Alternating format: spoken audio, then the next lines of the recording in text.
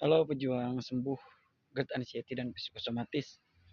Ada yang bertanya sama saya, Bang, dulu waktu sakit itu otaknya berisik enggak? Kupingnya sering dengar yang aneh-aneh enggak? Iya ya.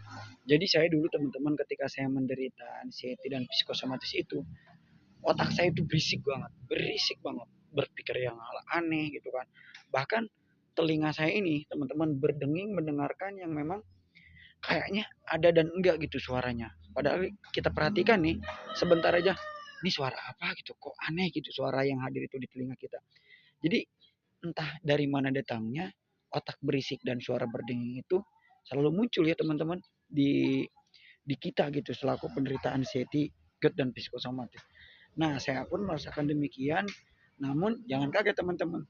Itu semua nanti lama-lama akan hilang ataupun akan sembuh seiring berjalannya waktu. Kalau misalkan teman-teman anxiety